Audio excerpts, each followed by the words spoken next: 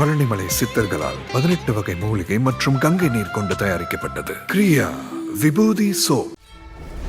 Hotstar Specials Goli soda rising now streaming on Disney Plus Hotstar. குடும்பத்தை பிரித்த கோவா சகவாசம், காரில் மாட்டிய பாடகி, தன்னிலை மறந்த ஜெயம் ரவி, காத்திருக்கும் ஆர்த்தி, வெளிவராத உண்மைகள். இது கடினமான முடிவுதான், ஆனால் தவிர்க்க முடியவில்லை. இருவரின் நலன் கருதியும் இருவரை சார்ந்தவர்களின் நலன் கருதியும் இந்த முடிவை எடுக்கிறோம். மனம் ஒத்து பிரிகிறோம். இப்படிப்பட்ட வார்த்தைகளுடன் விவாகரத்து அறிக்கைகள் வருவது தமிழ் சினிமாவில் சகஜமாகிவிட்டது. ஆனாலும் இந்த முறை அப்படி ஒரு அறிக்கை இப்படி ஒருவரிடமிருந்து வந்தது பெரும்பாலானவர்களுக்கு அதிர்ச்சியையே தந்தது. ஆம், 6 மாதம் முன்பு கூட அனைவரின் கண் படும்படி வாழ்ந்து வந்த ஜெயம் ரவி, ஆர்த்தி ரவி இருவரும் பிரிவதாக ரவியிடமிருந்து இப்படி ஒரு அறிவிப்பு வந்தது. சில சின்ன சின்ன செய்திகள் வந்தபோதும் அவை வதந்தியாக இருக்கும் என்பதே ஜெயம் ரவி, ஆர்த்தி ரவி இருவரையும் அறிந்தவர்கள் ரசிகர்களின் நம்பிக்கையாக இருந்தது. இந்த அறிவிப்பில் ஒரு பெரிய வித்தியாசம் இருந்தது. தனுஷ், ஜிவி பிரகாஷ் என சமீபத்தில் தங்களது பிரிவை அறிவித்தவர்கள் கிட்டத்தட்ட ஒரே வார்த்தைகளில் கணவன் மனைவி இருவரின் பெயர்கள் மட்டும் மாற்றப்பட்டு தனித்தனியே அறிவிப்புகள் வந்தன. ஆனால் இந்த முறை ஜெயம் ரவி மட்டுமே அறிவிப்பு வெளியிட ஆர்த்தியின் பெயர் அதில் இல்லை.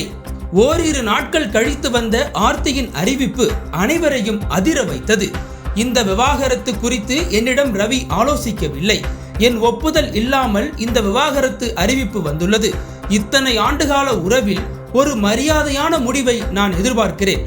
நானும் எனது 2 மகன்களும் என்ன நடக்கிறதென்று புரியாமல் தவிக்கிறோம் என கூறி ஜெயம் ரவியுடன் இணைந்து வாழும் தனது விருப்பத்தை வலி நிறைந்த வார்த்தைகளில் வெளிப்படுத்தியிருந்தார் ஆர்த்தி.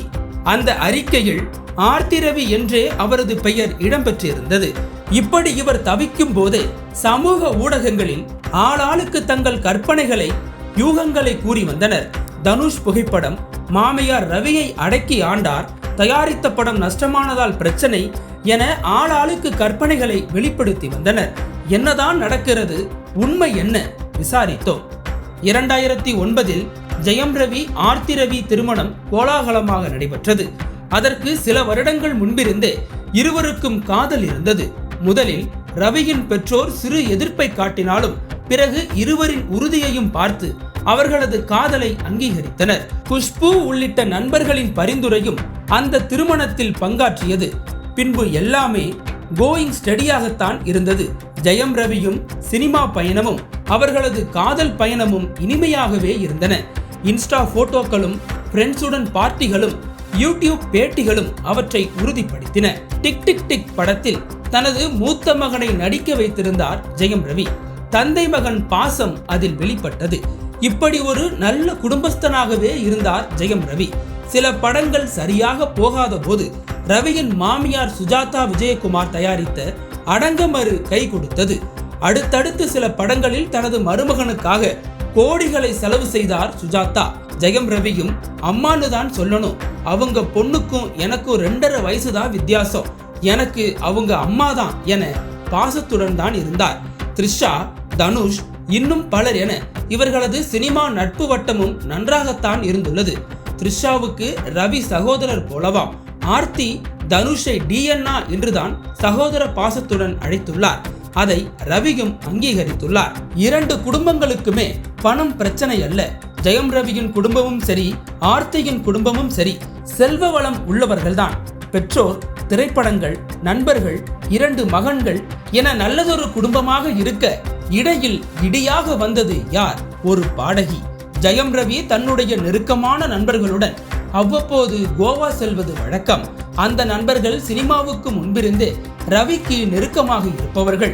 அப்படி சென்ற ஒரு கோவா பயணத்தில் அறிமுகமாகிறார் ஒரு பாடகி. பெங்களூரை சேர்ந்த இவர் ஆரம்பத்தில் கோவா பப்புகளில் பாடி வந்தவர். பிறகு பல இண்டிபெண்டன்ட் ஆல்பங்களில் பாடி நடித்துள்ளார். தமிழில் ஒரு பிரபல நடிகர் தயாரித்த ஆல்பம் ஒன்றிலும் இவர் பாடியுள்ளார். ஏற்கனவே திருமணமானவர். அவரது குரலுக்கு ரசிகரான ரவி பிறகு அவரது நண்பராகிறார். இவரது நட்பு ரவியை திசை திருப்பியுள்ளது. ஆர்த்தி, ஜெயம் ரவி இருவருக்கும் இடையே கடந்த சில மாதங்களாக விரிசலை ஏற்படுத்துகிறது.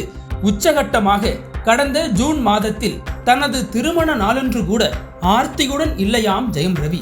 ஷூட்டிங் இருப்பதாக கூறி கிளம்பி விட்டாராம். ஆனால் நடந்தது ஷூட்டிங் இல்லை என்கிறார்கள்.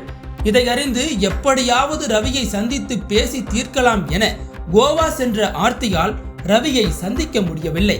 இந்த தகவல் உண்மைதானோ என்று எண்ண வைத்திருக்கிறது ஒரு சம்பவம். கடந்த ஜூன் 24ஆம் தேதி ஜெயம் ரவியின் பெயரில் பதிவான விலையுயர்ந்த சொகுசு கார் ஒன்றை கோவாவின் கலாங்கட் பகுதியில் ஓட்டி ஃபைன் கட்டியுள்ளார் இந்த பாடகி. உள்ளே இருப்பது வெளியில் தெரியாமல் இருக்க கார்களில் போடப்படும் டிண்ட் அரசு அனுமதித்த அளவை விட அதிகமாக இருந்ததற்காக அபராதம் விதித்துள்ளது கோவா போலீஸ். பிறகு அதே காரை அதே கோவாவில் ஜூலை 14 அன்று அதிவேகமாக ஓட்டி அபராதம் கட்டியுள்ளார் ஜெயம் ரவி. இந்த இரண்டுக்குமான சலான் இங்கே இணைக்கப்பட்டுள்ளது. தங்கள் திருமண நாளன்று கூட உடனில்லாமல் ரவி போனது ஆர்த்திக்கு ஏமாற்றத்தை அளிக்க, கூடுதலாக இந்த புது நட்பு விஷயமும் தெரிய வர இன்ஸ்டாகிராமில் தங்கள் இருவரும் ஒன்றாக இருக்கும் புகைப்படங்களை நீக்கினார் ஆர்த்தி.